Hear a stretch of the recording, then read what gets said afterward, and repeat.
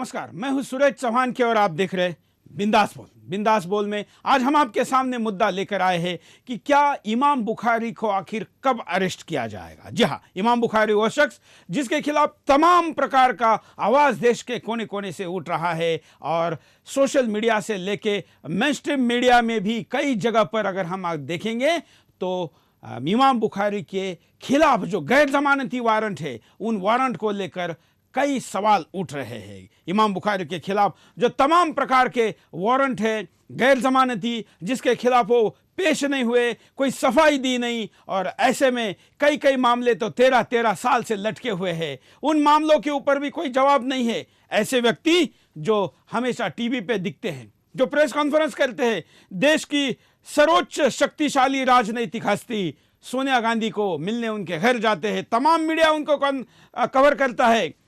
Press conference करके एक दल को जिताने के लिए वो प्रेस कॉन्फ्रेंस में एक धर्म विशेष को, अपने धर्म अनुयायियों को, मुसलमानों को आदेश देते हैं, लेकिन कोई भी उनके खिलाफ चल रहे मामलों के बारे में आवाज तक नहीं उठाता। ये कैसा देश है, ये कैसा न्याय है जहां पर कानून की राज होने की हम बात करते हैं, कानून से, संविधान से, देश के संप्रदाय से कोई भी बड़ा नहीं होने की बात करते हैं। आजाद इसलिए हम अपने आप को कहते हैं। उस देश में एक व्यक्ति, केवल एक व्यक्ति सबसे बड़ा शक्तिशाली आजाद कैसे हो सकता है? उस तक पुलिस के हाथ क्यों नहीं पहुंच सकते?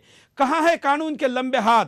और वो हाथ जिनके हाथ में कानून है वो बहुत छोटे हैं। उनको कानून हाथ में लेने का नैतिक अधिकार नहीं है और इसलिए उस कानून के हाथ लंबे नहीं हो सकते, बल्कि लूड़े होते हैं और इसलिए बुखारी जैसे लोग कानून के शिकंजे में आते नहीं।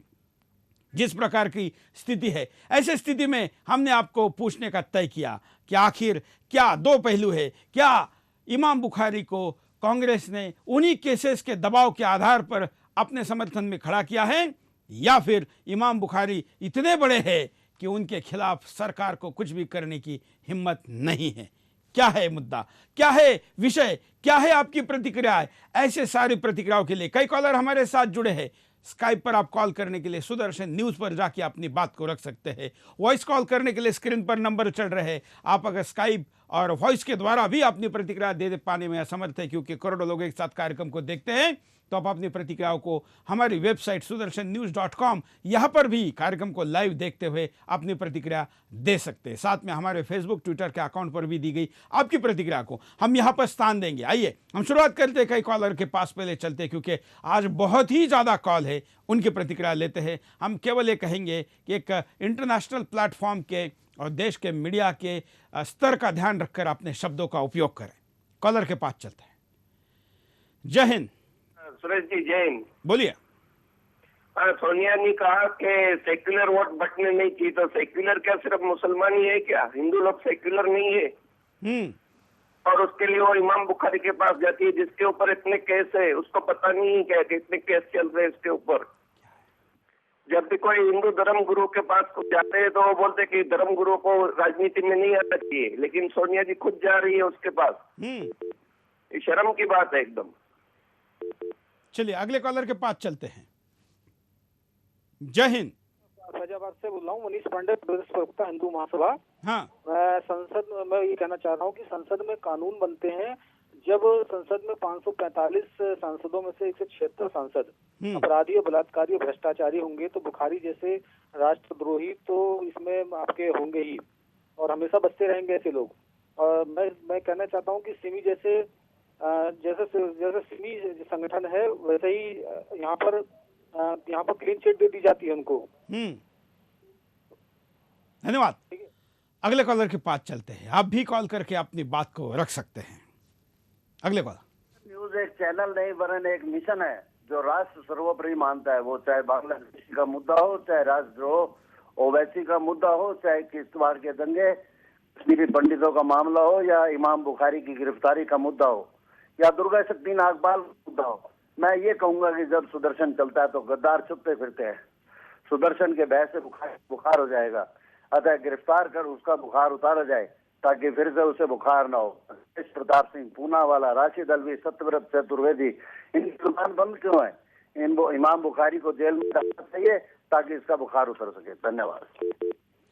हम आपको बता दें कि हमको व्यक्तिगत किसी के खिलाफ कोई द्वेष होने का कारण नहीं, हम बात केवल जिस देश में कानून का राज सर्वोपरि होना चाहिए, इसे ही हम आज़ादी मानते हैं, इसे ही हम लॉ एंड ऑर्डर मानते हैं, इसे ही कानून और सुव्यवस्था मानते हैं, वही अगर धाराशाही है तो कैसे चलेगा। अगले कॉलर। जय हिंद। नमस्कार सुरेश दादा। बोलिए।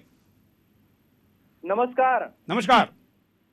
हाँ, देखो ये कानून की कैसी दोहरी मापदंडता आज हमको देखने को मिल रही है इस देश में, कि एक तरफ अदालत ने जिनके ऊपर, हेलो बोलते रहिए। हाँ, जिनके ऊपर नॉन अवेलेबल वारंट जारी किया है, उनको तो पूरा देश देख रहा है कि वो कहाँ है, कैसे है, किससे मिलने जा रहे हैं और वो कैसे चुनाव को प्रभावित कर रहे हैं। दूसरी तरफ इसी कानून की व्यवस्था देख लीजिए कि कोई अब हमारे सनातन धर्म के साधु संत पर मनगढ़ंत और झूठे आरोप लगाता है और हमारे देश की पुलिस उनके पीछे इस तरह से पड़ जाती है जैसे कि इस देश के वो आतंकवादी है। आप ही सोचकर इस बात का निर्णय करें और जनता को इस बात पर निर्णय करने के लिए बाध्य करें कि किस देश में हम रह रहे हैं और किसकी कानून प्रक्रिया चल रही है और किसकी बात हम माने। धन्यवाद। धन्यवाद। एक तरफ दिवाली के दिन ही, दिवाली के पूर्व संध्या पर देश के बहुसंख्यक समाज के धर्मगुरु, सर्वोच्च धर्मगुरु और शंकराचार्य जिनको कहा जाता है, उनको अरेस्ट किया जाता है। फिर भी शांति की बात होती है, देश में कहीं पर भी एक पत्थर तक नहीं चलता है।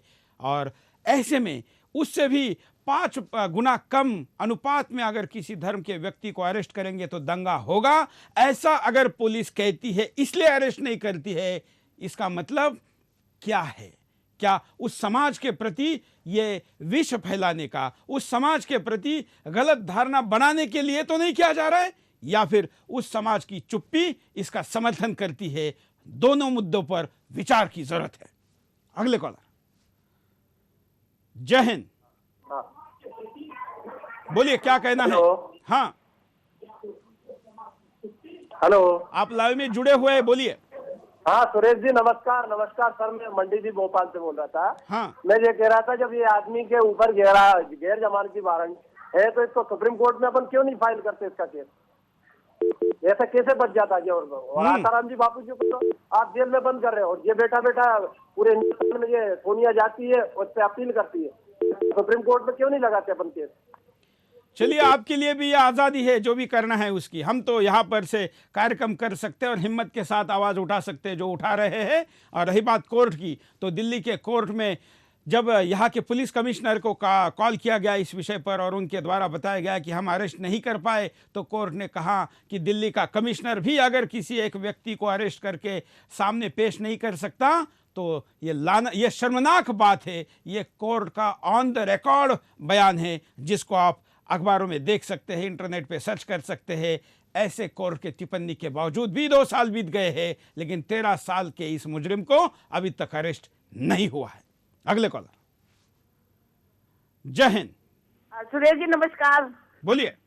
हाँ सुरेश जी, मैं आपके माध्यम से शाही ये इमाम जी को एक मैसेज देना चाहती हूँ। हाँ। क्या ये टीवी नहीं देखते या अखबार नहीं पढ़ते? ये उस गवर्नमेंट का साथ देने जा रहे हैं जो हमारे जो गवर्नमेंट हमारे सैनिकों के सिर काट के ले जाती है, लेकिन सरकार कुछ नहीं करती।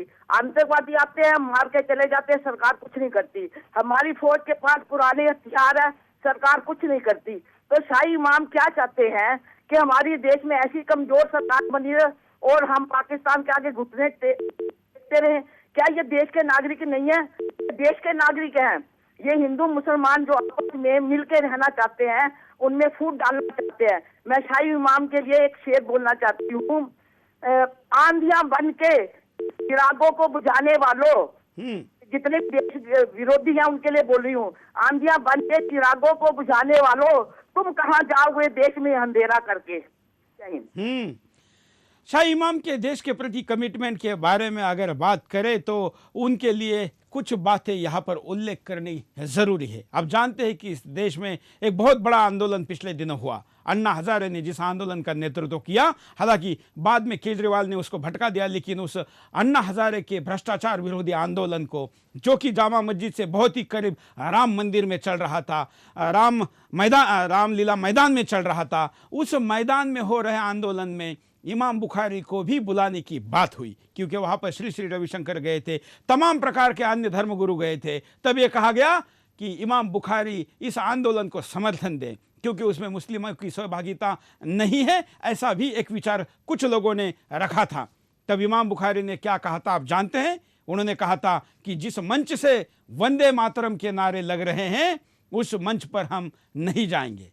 इस देश का भ्रष्टाचार मिटाने के लिए शुरू हुए एक आंदोलन का, जिस पर वंदे मातरम, भारत माता के जय के नारे लगते हैं, वहां पर जाने से जो व्यक्ति परहेज करता है, उसके देशभक्ति पर सवाल उठाने का अधिकार हमें है और हम बार बार उठाएंगे। अब हम आपको दिखाते हैं कि मुद्दा डिटेल में क्या है।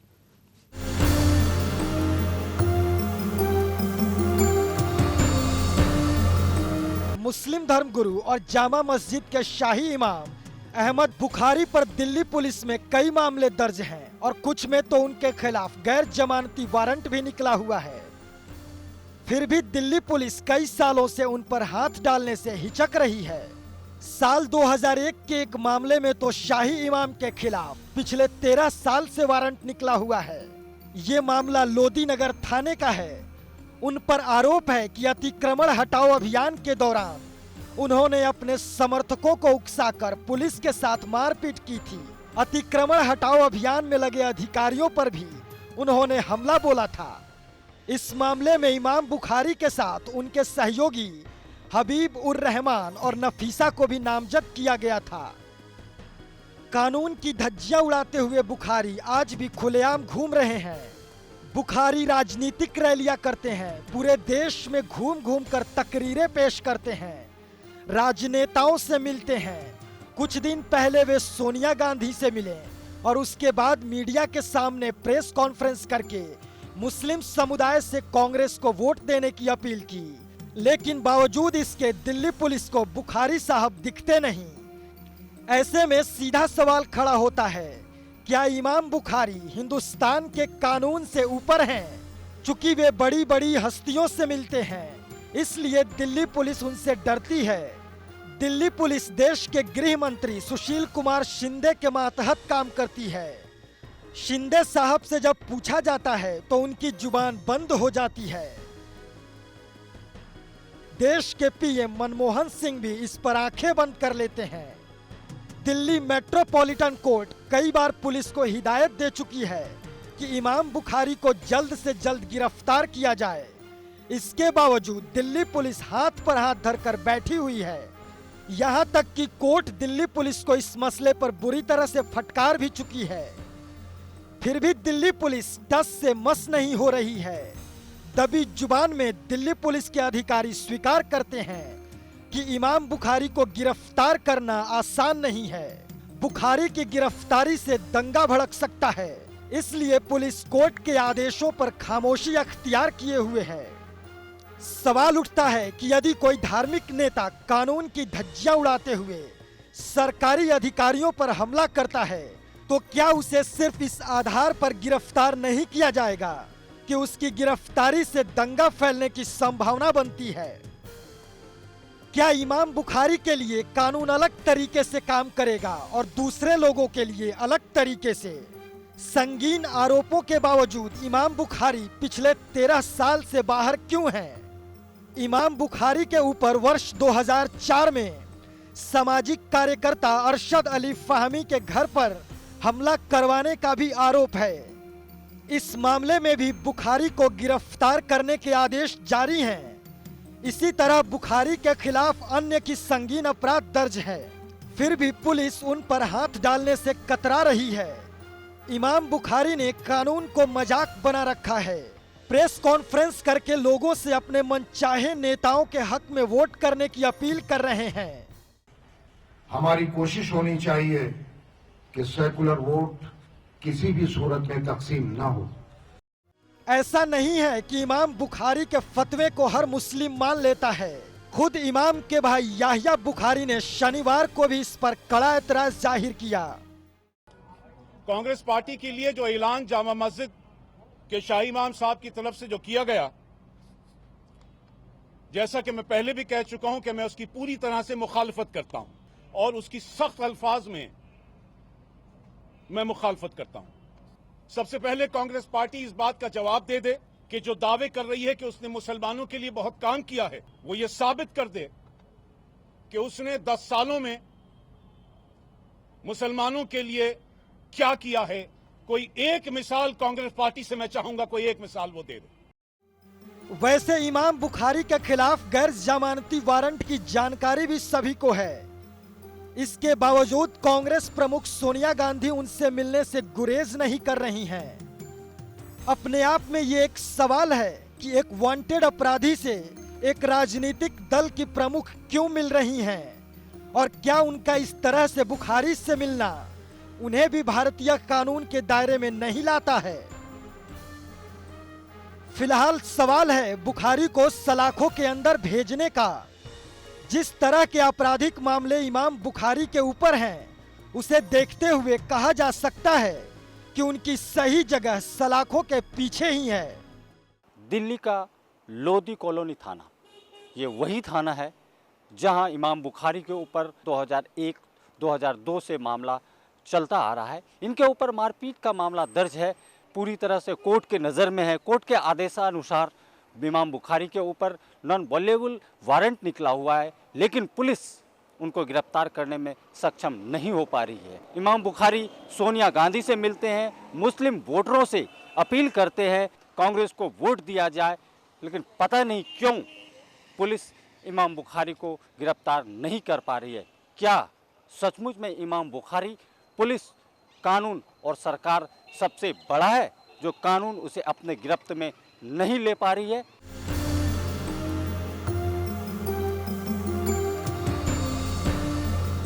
हम यहां पर रुकते एक छोटे से ब्रेक के लिए। ब्रेक के बाद दोबारा आएंगे, बिंदास बोल जारी।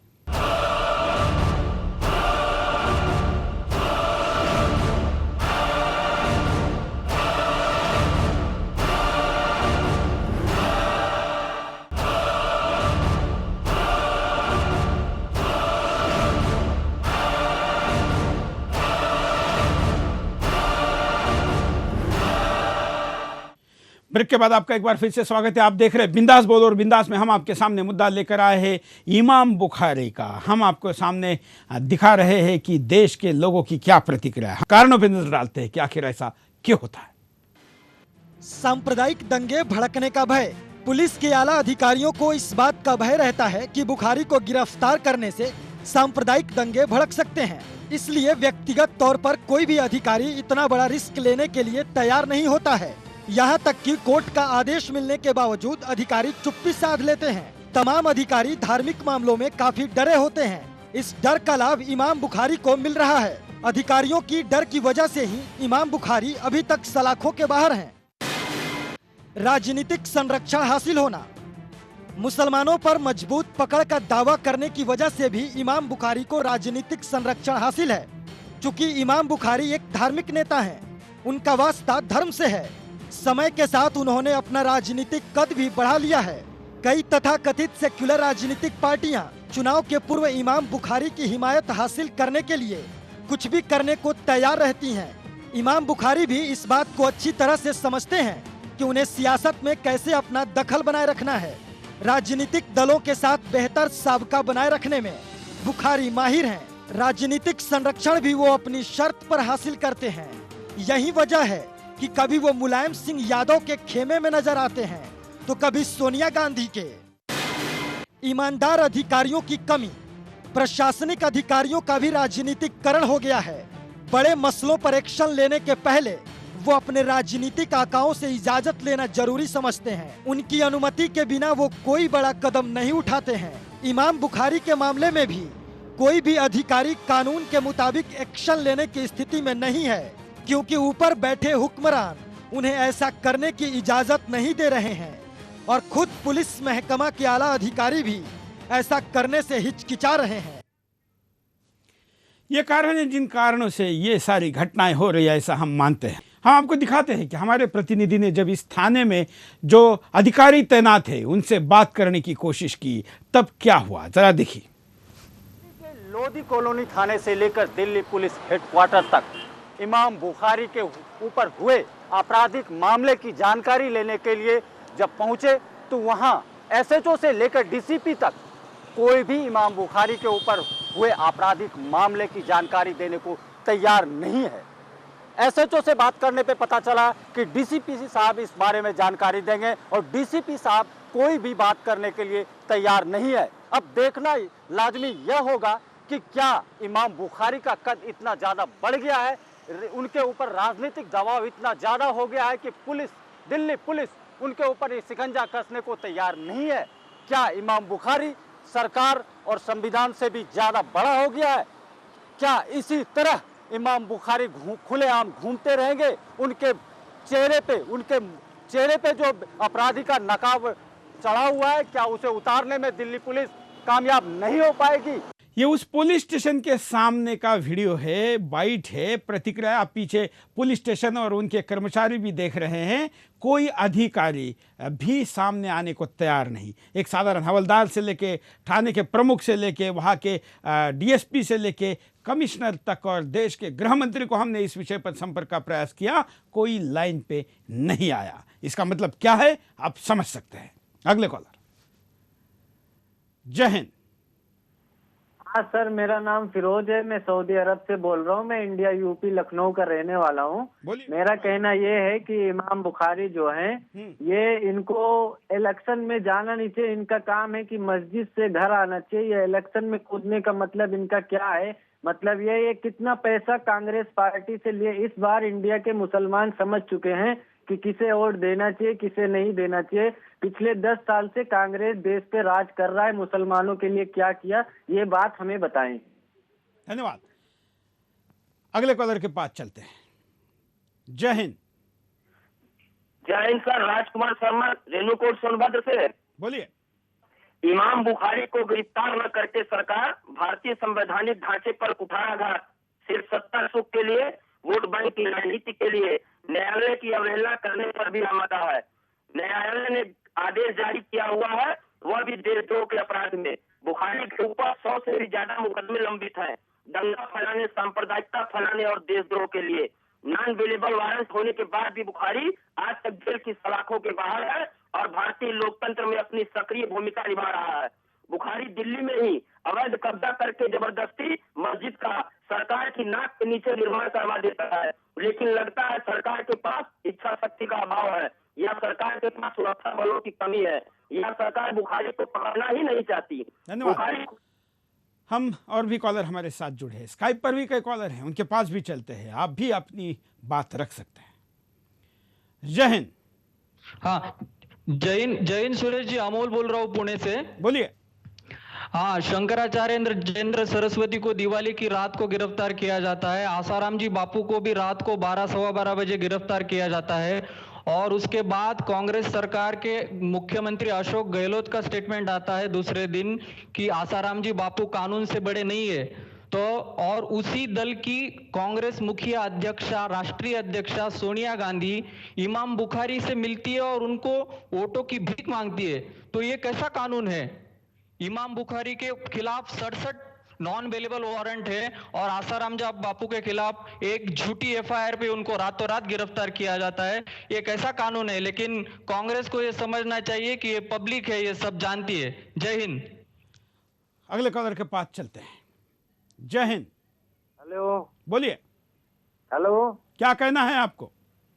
सर नमस्कार, मैं हरियाणा यमुनानगर से बोल रहा हूँ। हेमंत पवार नाम है मेरा। बोलिए हेमंत जी। मुझे सर एक बात बताइए, जब आसाराम जी के लिए सेम कानून है, हाँ, तो क्या बुखारी के लिए अलग से कानून बनाना है क्या इस देश में? यही तो हम सवाल क्यों पूछ रहे हैं। गिरफ्तार नहीं किया जाता है? बिल्कुल यही सवाल है। खुलेआम बोला है कि मैं ISI का एजेंट हूँ, तो इनको कौन गिरफ्तार करेगा? ये कांग्रेस की सरकार है ना, जब आसाराम को गिरफ्तार कर सकती है तो बुखारी कौन से इस देश के कानून से ऊपर है क्या? हमारे पास MMS भी आए हुए हैं, हम उनको भी देखते हैं। कुछ और भी मैसेज है, उनको भी देखते हैं। गिरफ्तारी नहीं हो रही है वो इसीलिए नहीं हो रही क्योंकि पुलिस पे पॉलिटिकल सपोर्ट है और पुलिस भी बहुत लापरवाह हो गई है। मेरा मानना ये है कि इनकी गिरफ्तारी जल्द से जल्द करवाई जाए। अगर कोई गलत काम करता है तो उसके खिलाफ कार्रवाई तो होनी चाहिए। जैसा कि प्रेस कॉन्फ्रेंस कर रहे हैं वो बहुत सारी पार्टियों के साथ, तो सभी को लगेगा कि पॉलिटिकल सपोर्ट है उनके पास, तभी नहीं गिरफ्तारी हो रही होगी। गुनाह अगर किए हैं तो गिरफ्तारी होनी चाहिए। हम तो आम आदमी हैं, हम तो यही चाहेंगे कि अब बाकी तो काम रही प्रशासन की, सरकार की, जो अभी मौजूद सरकार है, सरकार को चाहिए कि उनको पकड़ना नहीं पकड़ना, कानून को चाहिए उनको क्या करना है। कॉलर के पास चलते हैं। जय हिंद, बोलिए क्या कहना है आपको? गिरधारी डाका बोल रहा हूँ, हाँ। राजस्थान से। भाई साहब, इमाम बुखारी का जो आपने मुद्दा रखा है, इस मुद्दे में सबसे बड़ी बात ये मैं देश को ये बताना चाहूंगा कि हमारे यहाँ जो हुक्मरान है, आज भी मैं बहुत पहले से भी बहुत बार मुद्दा उठाया है कि ये विदेशों से संचालित काम है, ये अंग्रेजी विरासत अभी भी बरकरार है, यहाँ दोहरे मापदंड अपनाए जाते हैं। इमाम बुखारी जैसे लोग समाज को बांटने के लिए कांग्रेस अपने यहाँ रखती है, स्वरूपानंद जैसे हिंदुओं में भी रखती है, तो ये मुस्लिम गुरुओं को भी रखती है। आज हमारी पुलिस ये कह रही है कि हम इमाम बुखारी को गिरफ्तार नहीं कर सकते, दंगे भड़क सकते हैं, तो कल किसी आतंकवादी को गिरफ्तार करने में भी ये कह सकती है पुलिस। मैं देश को ये बताना चाहता हूँ कि हमें एक अच्छा नेतृत्व देने वाला, सशक्त नेतृत्व देने वाली सरकार की जरूरत है। बिल्कुल, धन्यवाद। क्या आप जानते हैं जो बात अभी स्कॉलर ने कही विदेशी से संचालित होने की, इस विषय पर खुद ऐसा कहा जाता है कि इमाम बुखारी ने कहा था कि मैं आईएसआई का एजेंट हूं, जो करना है करके दिखाओ, मुझे हाथ लगा के दिखाओ। ये कहने के बावजूद उनके खिलाफ कुछ भी कार्रवाई नहीं हो पाई। अगले कॉलर। जय हिंद। हेलो, बोलिए। वंदे मातरम। वंदे मातरम, बोलिए। अंग्रेजों की ओर से और आज तक रहे सभी आक्रांताओं की ओर से आपको, आपके भारत को, हर भारतवासी को, हिंदू को, मुसलमान को, सिख को, ईसाई को, हर धर्मगुरु को, मौलाना को, पादरी को, अमीर को, गरीब को, भूखे और बेरोजगार को, पूरी सेना और हर सेनापति को ये खुली चुनौती है कि आपकी औकात नहीं है कि भारत को टूटने, बिकने और भिखारी बनने से बचा सके, क्योंकि आप सब खुद बटे हुए हैं। बुखारी जैसे जब चाहे तब भारत के मुंह पर तमाचा मार सकते हैं, क्योंकि आप सब बटे हुए हैं। धन्यवाद। बड़ी अच्छी और मार्मिक बात यहां पर कही। अगले कॉलर के पास चलते हैं। जय हिंद। सुरेश जी नमस्कार। नमस्कार, बोलिए। सुरेश जी, मैं कहना चाहता था कि इस सरकार से, कांग्रेस की सरकार से हम कोई उम्मीद नहीं कर सकते इमाम बुखारी को गिरफ्तार करने की। ये सरकार जो कि जाके एक वर्ग विशेष के वोट बैंक के लिए उनके चरण चूमते हुए इनको क्या गिरफ्तार करेगी? इनको सिर्फ भगवा आतंकवाद दिखता है। शिंदे साहब का बयान आपको याद होगा। तो क्या अब ये मान लिया जाए कि एक धर्म विशेष के आधार पे इनको गिरफ्तार इसलिए नहीं किया जा रहा है क्योंकि दंगा भड़क सकता है? तो कल को अगर कोई हिंदू संत गिरफ्तार होता है तो क्या हिंदू इतने कमजोर इस देश में नहीं कि वो दंगा नहीं कर सकते? तो फिर हिंदुओं की गिरफ्तारी भी नहीं होनी चाहिए। इसलिए तो अब धार्मिक आधार पे इनको नहीं छोड़ा जाना चाहिए, किसी को भी नहीं छोड़ा जाना चाहिए। बिल्कुल इमाम साहब की गिरफ्तारी होनी चाहिए और इस पे सुप्रीम कोर्ट को संज्ञान लेना चाहिए, जो कि हर छोटे बड़े मामले में देश में संज्ञान लेती है। मुझे बड़ा आश्चर्य है कि इस मामले पर अभी तक सुप्रीम कोर्ट चुप क्यों है? क्या यही देश की धर्मनिरपेक्षता है? धन्यवाद। पहले देश तो संज्ञान ले, देश का मीडिया लोगों के सामने लेके तो जाए। जब हमने इस मुद्दे को अनाउंस किया तो देश के तमाम लोगों के हमारे पास फोन, एसएमएस और फेसबुक पर रिप्लाई आए कि ऐसा भी है। वो जानते नहीं थे, या जो जानते थे वो इस विषय पर बोलने को तैयार नहीं थे। वास्तव लोगों को पता नहीं। देश ही संज्ञान लेता नहीं तो सर्वोच्च न्यायालय भी कैसे लेगा, क्योंकि उसके ऊपर भी तो कई संशय के आरोप लगते हैं। अगले कॉलर। जय हिंद। सुरेश जी नमस्कार सर। हाँ, वंदे मातरम। मैं सर आपके माध्यम से सारे जितना भी हमारे चाहे पुलिस से लेके एसपी से डीएसपी से पूरे जितने भी बड़े बड़े अधिकारी सबको मैं पहली बात तो मेरा सलाम है।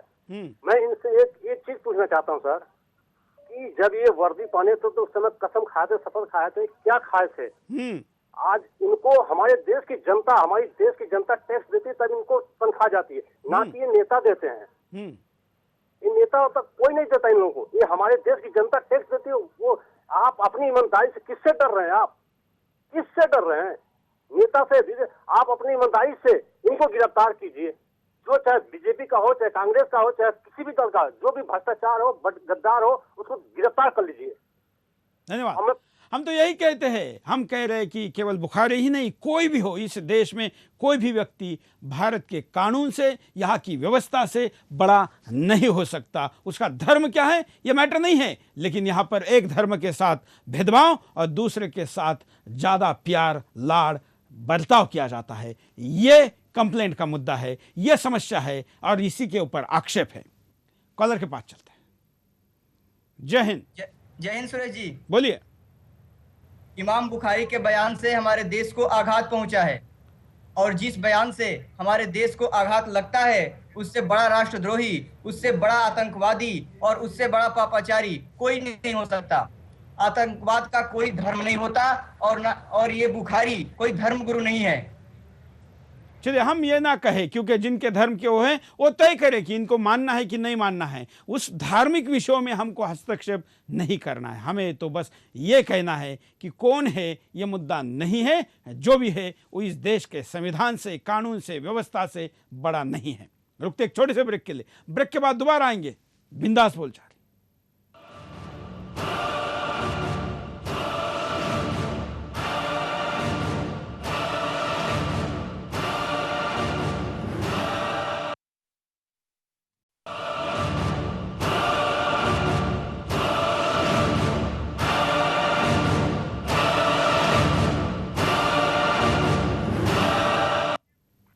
ब्रेक के बाद आपका एक बार फिर से स्वागत है। आप देख रहे हैं बिंदास बोल, और बिंदास में हम आपके सामने मुद्दा लेकर आए दिल्ली के जामा मस्जिद के शाही इमाम, जिनको कभी यहाँ पर किसी बादशाह ने विदेश से उनके परिवार को मंगाकर बिठाया था और तब से लेकर उनके ये 13वें वंशज है और शाही इमाम इनको कहा जाता है। ये शाही इमाम 13 साल से कई मामलों में वांछित है और नॉन बिलीवर वारंट होने के बावजूद भी ये खुली हवा में ना केवल सांस ले रहे हैं बल्कि अपनी धमक दिखा रहे हैं। ऐसे व्यक्ति के खिलाफ तब खास करके बात उठने की ज़रूरत है जब वो अपनी धमक का उपयोग अपने धर्म के लोगों को राजनीतिक निर्णय करने के लिए गलत इस्तेमाल करता है।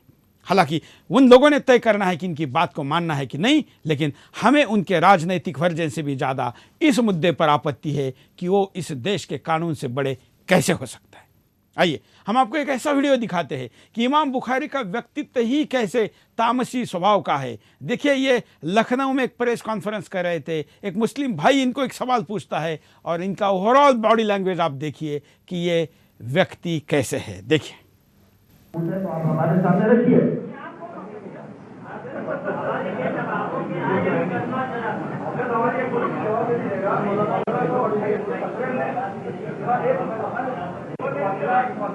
बाद में बात कीजिएगा, आप नए लोगों से बात कर लो, मुझे बात करनी है।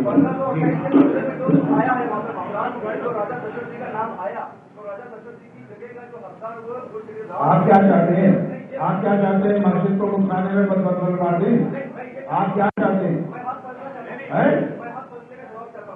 क्या अदालत देगी? अदालत में फैसला होगा जी। मैं नहीं कहता, मैं देखिए आप एक साजिश के तहत यहाँ पर भेजे गए और सुनिए मौलाना, आप जैसे 36,000 करते हैं, आप बात बैठ जाओ इस तरफ, हम उस बजट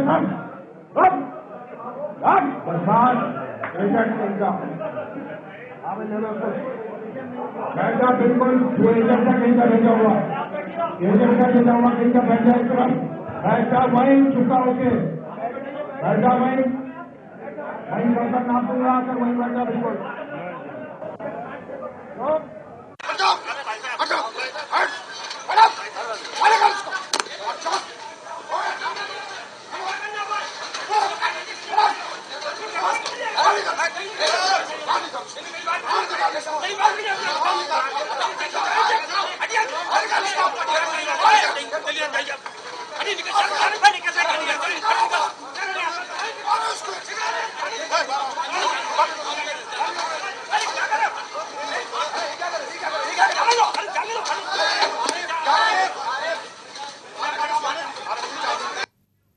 जिसको मारा जा रहा था वो कोई किसी गैर धर्म का नहीं था, वो भी मौलाना था, खुद इमाम बुखारी उसको मौलाना कह के पुकार रहे थे, और धर्म गुरु अगर अपने आप को कहते तो धर्म गुरु का काम तो व्यक्ति को समाधान ही करना है, उसके सवालों का जवाब देना है, उसके मन में से सवालों को ख़त्म करना है, उसको समाधानी करना है। यहाँ पर तो जब मुंह से बात नहीं बनी तो हाथ और लात की बात करने के लिए खुद इमाम बुखारी उठकर खड़े हो जाते हैं, तो आप उनके आक्रामक रवैये को और उनके चरित्र को, व्यक्तित्व को समझ सकते हैं।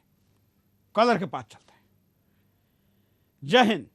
जय हिंद। सर मैं बोलना चाहता हूँ कि इस कांग्रेस की सरकार से हम कुछ उम्मीद नहीं रख सकते। ये तो हमारे संतों को फंसाने के लिए नए नए कानून बनाती है और इन जैसे इमाम जैसे लोगों को बचाने के लिए कानून बनाती है।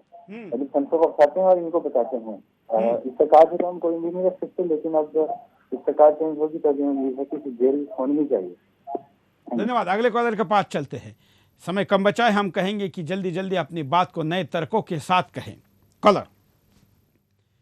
जय हिंद। हाँ जी सर, नमस्कार। बोलिए। ये मैं कह रहा हूँ, भारत में सेकुलर का मतलब क्या हो गया है सर? आतंकवादियों को, जहादियों को संरक्षण देने का मतलब ही ये सेकुलरिज्म का ये सब पाखंड चल रहा है। जितने गलत काम हो रहे हैं सेकुलर के नाम पे हो रहे हैं। सेकुलर वोट के लिए वहां पे बिहार में आतंकवादी मंत्री पकड़ा, नीतीश कुमार का मंत्री पकड़ाया, और ये सब ये सेकुलर का वोट मांग के क्या मतलब है? ये अपने देश की पुलिस और न्याय व्यवस्था, ये सब शर्म वाली बात है कि अपने देश का ये पूरा कानून का मजाक उड़ा के रखा है लोग। जिसके ऊपर केस है उसको नहीं भी गिरफ्तार कर रहा है।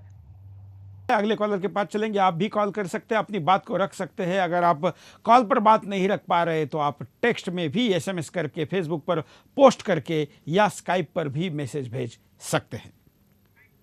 अगले कॉलर। जय हिंद। सुरेश जी बोलिए। ये आज आपने जितनी जानकारी दी है मौलाना बुखारी के बारे में, इतनी तो शायद किसी भी न्यूज चैनल ने आज तक नहीं दी है।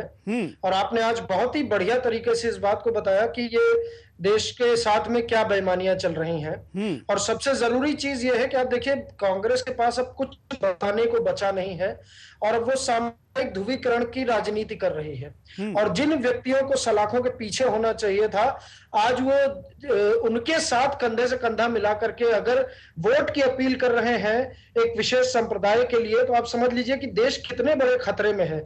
और ये तो अभी से नहीं है, कांग्रेस की सांप्रदायिक ध्रुवीकरण की राजनीति तो पिछले कई सालों से चल रही है। पिछले इलेक्शन के टाइम पर भी जो राजदूत थे भारत में अमेरिका के, उन्होंने जो अपने केबल भेजे उसमें भी उन्होंने यही बोला कि राहुल गांधी के लिए हिंदू आतंकवाद ज्यादा बड़ा मुद्दा है और पाकिस्तान ज्यादा बड़ा मुद्दा नहीं है। तो इसको देख करके साफ लगता है कि ये कांग्रेस की रणनीति सिर्फ अब यही बची है कि देश को किसी भी तरीके से गुमराह करे। और सबसे अजीब बात ये हो गई है भारतवर्ष के अंदर कि यहाँ का नेतृत्व भी विदेशी हो गया है और जो वोटर है बांग्लादेशी वो भी विदेशी हैं। तो हिंदुस्तानी अगर इलेक्ट नहीं करेगा तो उसको सरकार भी ऐसी मिलेगी और ऐसे ही लोग अपील करते हुए देश को पूरी तरीके से खतरे में डालेंगे। हमें जागना पड़ेगा और देश को बचाना पड़ेगा। धन्यवाद।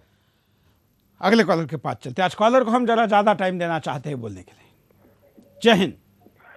मैं महाराष्ट्र से रविंद्र काले बोल रहा हूँ, नासिक से। बोलिए। हाँ सर, ये चुनाव आयोग सरकार के दबाव में काम करता है क्या? हेलो, बोलिए बोलिए। हाँ, ये इमाम बुखारी को अकेले अरेस्ट नहीं करना चाहिए, उसको उसके साथ साथ सोनिया गांधी को भी अरेस्ट करना चाहिए और 16 मई के बाद ही इनको छोड़ना चाहिए। चलिए, धन्यवाद। ये बातें अगर इस तरीके से रखने से हो जाती तो कानून की व्यवस्था कहाँ होती। अगले कॉलर।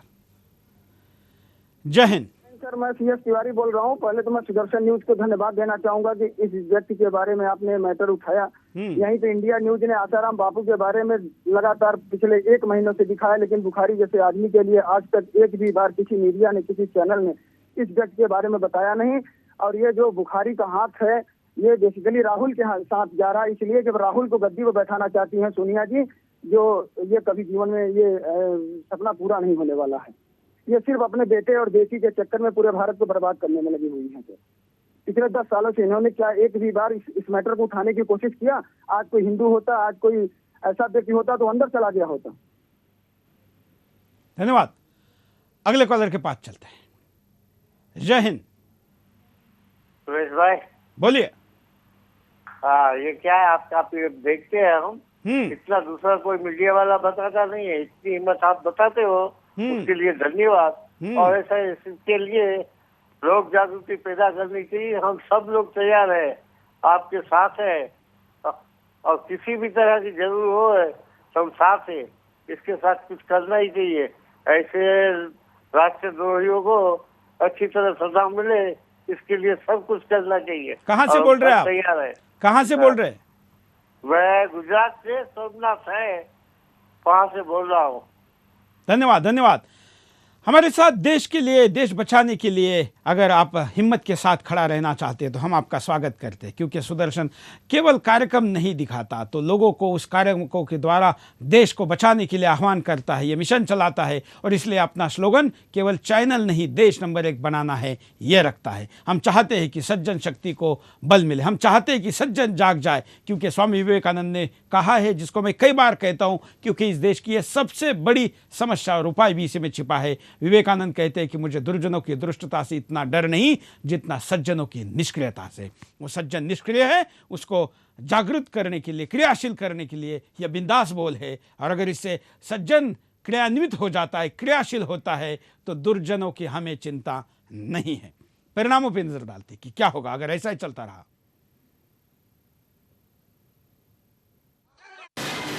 कमजोर होगा कानून का राज। बुखारी जैसे लोगों के सलाखों के बाहर रहने की वजह से आम आदमी का विश्वास कानून पर से उठेगा।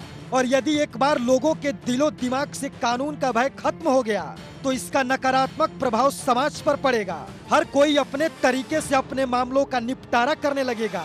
समाज को व्यवस्थित रूप से चलाने के लिए कानून का सही तरीके से पालन किया जाना निहायत ही जरूरी है। पुलिस का मनोबल गिरेगा। समाज में व्यवस्था बनाए रखने में पुलिस की महत्वपूर्ण भूमिका है। जब बुखारी जैसे लोग पुलिस पर सरेआम हमला करेंगे और उनके खिलाफ कोई कार्रवाई भी नहीं होगी तो निश्चित रूप से रसूखदार धार्मिक लोगों के खिलाफ कार्रवाई करने में पुलिस हिचकेगी।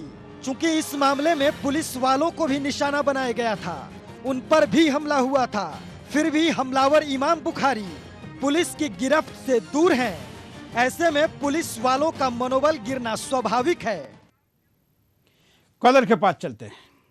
जय हिंद। जय हिंद।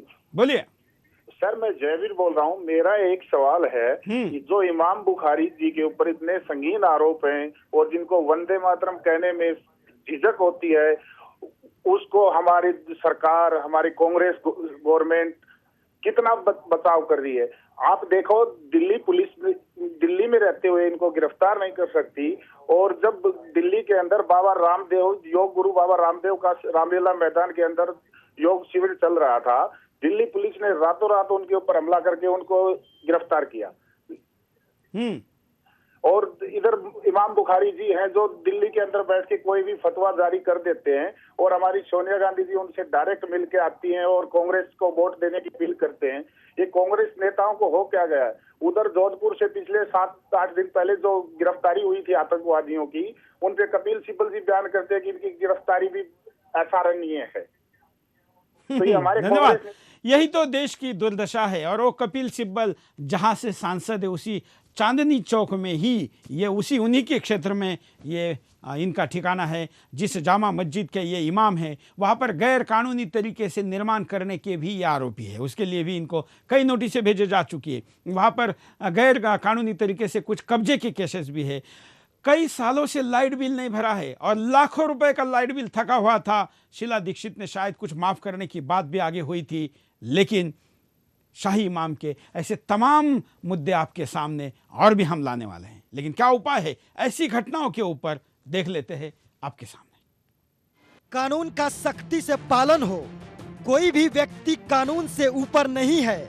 यदि कोई जुर्म करता है तो उसे कानून के तहत सजा दी जानी चाहिए। कहा जाता है कि 1000 कानून से बेहतर है वो एक कानून जिसके पालन की व्यवस्था सख्ती से की गई हो। कानून का भय हर किसी के अंदर होना चाहिए ताकि लोग सहजता से कानून का पालन करें। कानून सबके लिए समान हो। कानून के पालन में किसी के साथ भेदभाव नहीं करना चाहिए। अपराधी को हर हाल में सजा मिलनी चाहिए, चाहे वो कितना भी बड़ा आदमी क्यों न हो। धार्मिक नेताओं को भी इस बात का एहसास कराया जाना चाहिए कि वो कानून से ऊपर नहीं हैं। यदि वो किसी आपराधिक गतिविधि में शामिल हैं, तो उनकी जगह सलाखों के पीछे है। आज हमने आपके सामने ये मुद्दा रखा और चाहा कि देश बोले, कम से कम देश समझे और समझ कर वो अपनी बात को रखे।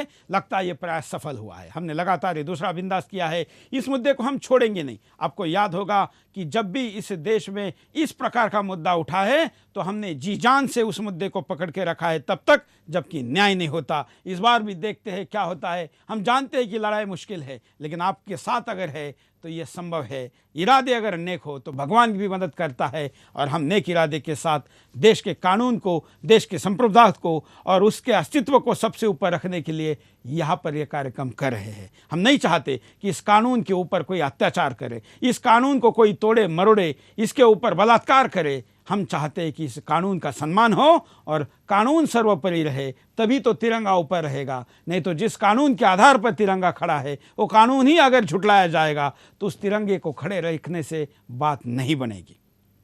आज के लिए इतना ही। जय हिंद।